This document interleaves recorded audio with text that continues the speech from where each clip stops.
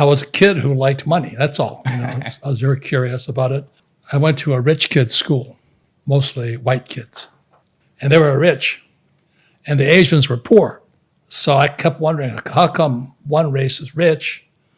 Why is one race poor? And so I smelled a rat, and I thought the rat was school. And I kept asking my teachers, when am I going to learn about money? And they gave me this bullshit. The love of money is the root of all evil. But that was their way of preventing me from getting rich, by telling me if I wanted to get rich, I wasn't going to go to heaven. I'm only 10 years old, And so I kept asking my poor dad, I said, well, how do I learn about money? He says, I don't know, because he's a professor. And, professors are poor people, but they teach kids. So I said, why don't you ask your best friend's father? I said, who's that? He says, Mike. I said, why should I ask Mike, father? He's going to be a rich man. I said, why is he going to be a rich man?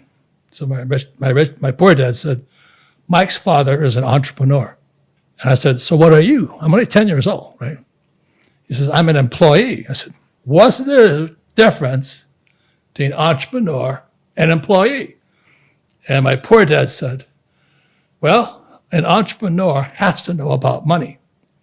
I said, yeah. And what about an employee like you? He says, I have a job. And then I started to hear it. Go to school, get a job, get a job, get a job. I'm going, school's lying to me. And I said, I don't want a job. And that's how the whole thing started. So when I was 10, I just started studying with my rich dad. And so I was 10 years old, ride my bicycle to his office. And I had to work for him for free. So he ran a hotel. And I had to pick up rubbish and work, doing odd jobs. And rich dad never paid me. He said, if I pay you, you think like an employee. But my dad works for money. He says, yeah, but that's why your dad's poor. He says, never work for this. This is what keeps people poor. But being 10 years old, I was more confused now. So I had to work for rich dad. And finally, I started to understand things. Like I'd work for free. He'd play Monopoly with me. So I'm going, why am I playing Monopoly? He says, because you're learning to be rich. I said, I'm playing Monopoly. So you learn to be rich. And so I played Monopoly and got home. My poor dad said, what you been doing all day? You been studying? I said, no, I've been playing Monopoly. Oh, what a waste of time. Do your homework. If you don't do your homework, you don't get good grades, you won't get a good job.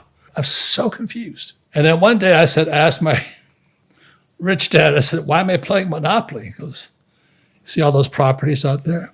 He says, I play Monopoly for real, in real life. I go, you do what? He said, I play Monopoly in real life. Because he never went to school either. He played Monopoly. The idea of Monopoly is to trade up from green houses to red hotel using debt. Everything is opposite of what those school teachers will teach you. So my poor dad always says, stay out of debt. My rich dad said, use debt. You see, everything is opposite. And that's why most school teachers, I don't listen to them. If you tell me you went to Harvard or Yale, I check out. Look at the biggest crooks in America, all professors. This guy, Ben Bernanke, he was U.S. Federal Reserve Bank chief. He ripped off this whole country. And he's a PhD from Princeton. He not only bailed out the rich, he bailed out many European and Asian countries. Right. They bail out the rich. They let the poor and middle class die. I don't trust college professors. They're poor people with a degree. So all these people who go to school to get a job and they save money and they invest in the stock market, stocks, bonds, mutual funds, ETFs.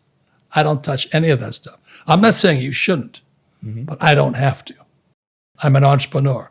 Employees have to save money, get out of debt, buy a house, and invest in the stock market. I'm an entrepreneur. I buy the gold mine.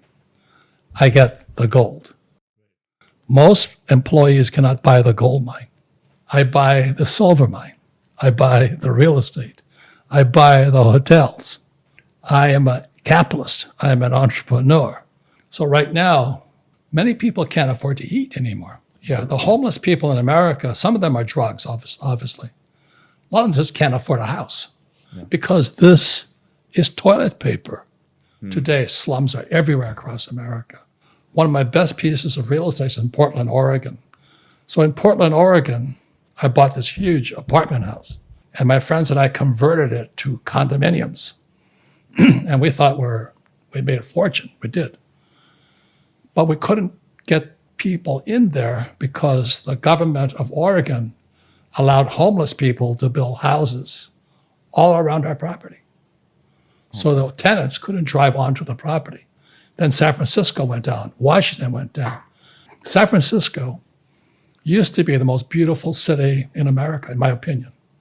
Now you don't walk in the streets because it's like the slums of Mumbai. There's a thing called Pareto's principle.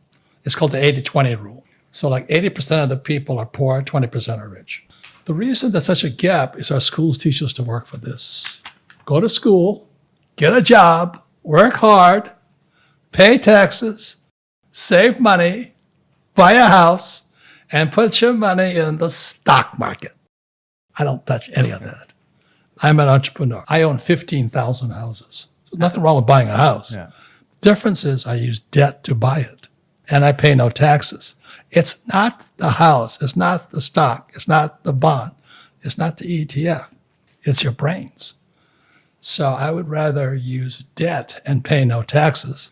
So when I go to a bank and I say I want to borrow $20 million, I get huge tax breaks because I'm creating money.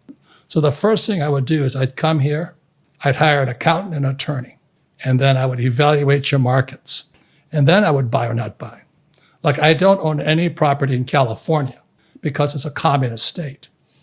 I own nothing in New York City, communist, okay? But I own in Arizona and Texas. The laws are different. So you have to know the laws. You can't be stupid. Everybody wants the easy answer. They want to win the lottery. They want to be a soccer star. They want to be a Bollywood star. And as you said already, they're broke in 10 years. But if I'm poor, no money, no honey, no wife, no health, unhappiness. I fly all over the world. I have my own private jet. I'm a lot happier. I stand in line at Mumbai airport. I'm not happy. I have a Lear 60. I just climb on, gone. I wrote a book called The Cash Flow Quadrant, ESBI. E stands for employee. Go to school, get a job, teachers. S stands for smart people, doctor, lawyer. Oh, become a doctor, become a doctor. Employees pay 40% in taxes. S's pay 60%. You have B stands for big business, 20% tax. I stands for insider.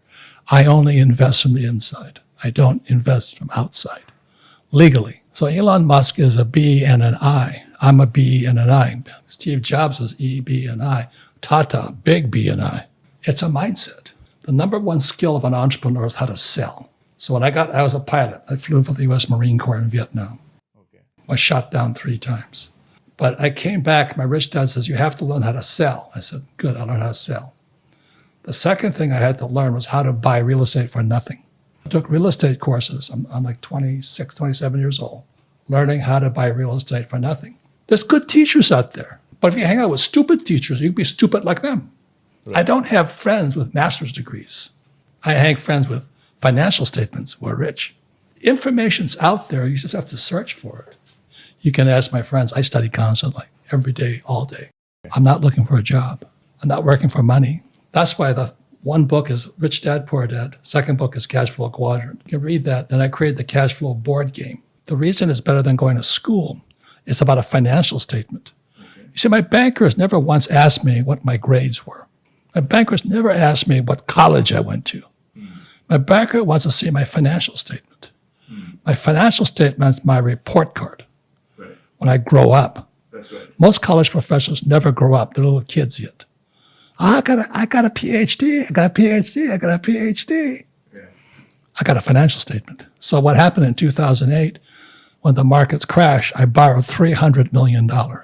You know why? Because all the real estate had crashed. Okay. So we took my financial statement and showed it to the banks. So how much money do you want? Tax-free money. We bought almost $1 billion worth of real estate because it crashed. Right. So when I tell people the market's crashing, I get excited because everything goes on sale. That's like Ferrari saying we'll put our cars at half price. Oh, no, I don't want to pay half price for a Ferrari. That's how stupid people are. Your job is to educate yourself. The schools are not going to do that for you. It's a game we play. I don't play golf because golf you got to be by yourself. I play team sports. It's a completely opposite mindset from teachers. Teachers want to be the smartest person by themselves. I don't want to be the smartest person, but I want to have smart people around me. Honest people. Choose your people around you carefully, study. Do you understand? It's just what do you want? What do you guys want? That's the question.